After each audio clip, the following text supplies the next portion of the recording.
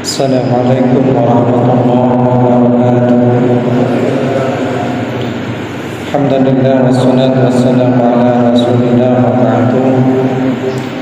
Para bapak ibu sedaya ingkang kula muliakan, alhamdulillah kita pada malam hari ini masih diberi Allah kesehatan, kesempatan, keimanan, sehingga kita malam hari ini bisa menghadiri undangan Allah berupa sholat isya diteruskan dengan sholat tarawih. Mudah-mudahan itu semua kebaikan kita selama bulan Ramadan diterima oleh Allah Subhanahu wa ta'ala. Amin ya rabbal alamin. Hadirin boten krasa sekedar malih niki pun riyo. Kurang lebih 7 hari lagi kita sudah Lebaran Idul Fitri.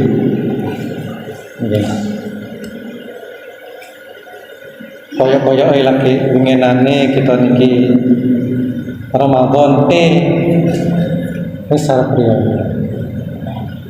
Hadirin, Umar bin Abdul Aziz,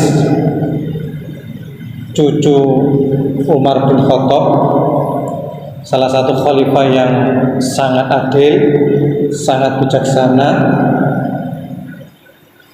Hanya 2 tahun beliau jadi presiden, jadi khalifah, tetapi kemakmuran luar biasa, kesejahteraan masyarakat luar biasa. Korupsi mboten enten, napa niku pungli mboten enten. Semua tertata rapi, bahkan diceritakan semua rakyatnya itu kaya raya, tidak ada yang mau menerima zakat, menggambarkan betapa makmurnya masyarakat pada masa itu. Umar bin Abdul Aziz, ketika beliau khutbah Idul Fitri, beliau bilang begini, wahai saudara-saudaraku, kita saat ini bergembira dengan datangnya Idul Fitri.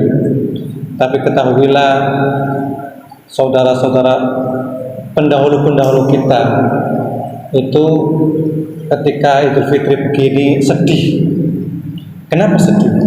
Karena mereka tidak tahu apakah kebaikan, apakah ibadah selama bulan Ramadan itu diterima oleh Allah atau tidak. Lah hadirin, itu sekelas Umar bin Abdul Aziz ketika berpidato Idul Fitri seperti itu, khawatir jangan-jangan ibadah yang dilaksanakan bulan Ramadan tidak diterima oleh Allah. Nah, apalagi kita,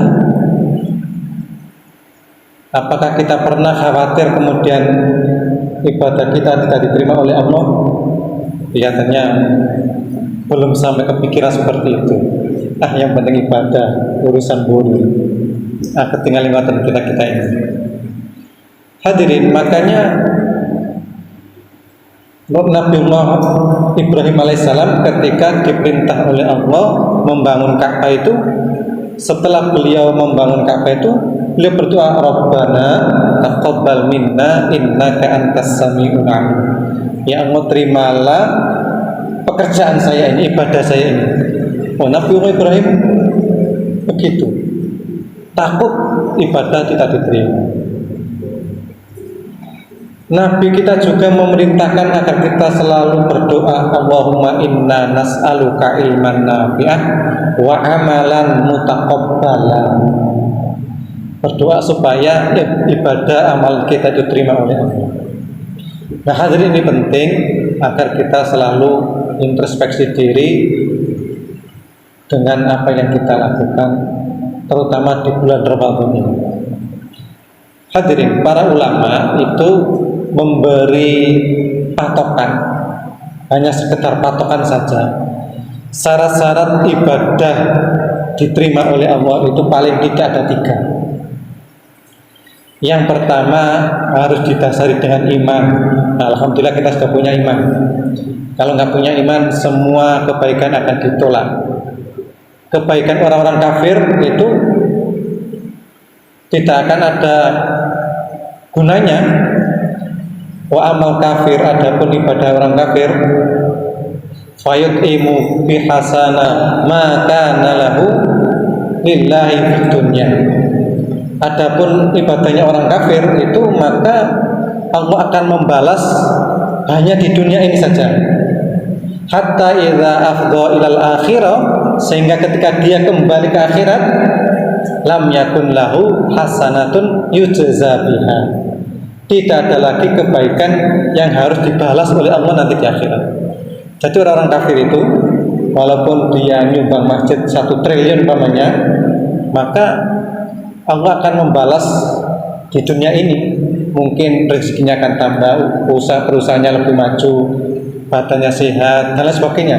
Tapi nanti di akhirat tidak akan dapat apa-apa. Lam yakun lahu hasanatun yujza biha. Tidak ada kebaikan yang Allah balas nanti di akhirat. Iman. Yang kedua, syarat diterima ibadah itu adalah ikhlas. Wa ma umiru illa liya'budullaha mukhlishina lahuddin. Kita diperintah oleh Allah beribadah itu hanya mengikhlaskan diri kepada Allah. Nah, ini berat, ikhlas itu berat, hanya kita yang tahu. Kita datang ke sini ini apakah benar murni karena panggilan Allah, ataukah ada panggilan lain, ataukah tujuan lain? Nah, itu berat. Hanya Allah dan kita sendiri yang tahu. Kebalikan dari ikhlas itu adalah riya. Nah, ini kecil. Disebut oleh Nabi riya itu adalah syirik kecil. Digambarkan riya itu seperti semut yang berjalan pada malam hari ini di batu yang hitam, nggak kelihatan sekali, samar sekali. Itu adalah riya.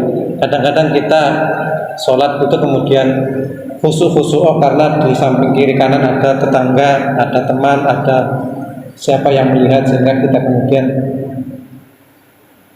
membagusi ibadah kita. Nah, itu kadang-kadang kita tidak sadar itu. Yang ketiga, syarat ibadah diterima itu adalah sesuai dengan apa yang dituntunkan oleh Nabi Muhammad alaihissalam. Man amila amalan laisa alaihi amruna fahuwa raddun, kata Rasul. Apapun ibadah yang itu kita lakukan tidak ada contohnya dari Rasul, maka akan ditolak oleh Allah. Salat umpamanya Rasul mengatakan, "Shollu kama raaitumuni usolli." Umatku nek kowe salat nyawango aku salat. Nah, maka ketika kita salat, bagaimana salat kita? Gerakan kita, doa kita, bacaan kita, nah itu sebisa mungkin harus mencontoh pada Rasulullah SAW. Nah, itulah salah satu atau 3 tanda atau syarat paling tidak menurut ulama amal itu diterima. Iman, ikhlas, kemudian sesuai dengan yang dicontohkan oleh Rasul. Nah, mari kita gerayangi diri kita sendiri-sendiri, apakah sudah memenuhi 3 syarat itu.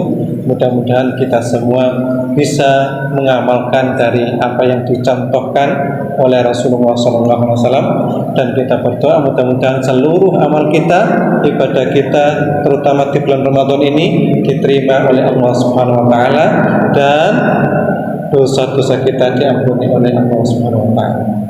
Subhanakallahumma wa bihamdika asyhadu an la ilaha illa anta astaghfiruka wa atubu ilaik. Wassalamualaikum warahmatullahi wabarakatuh.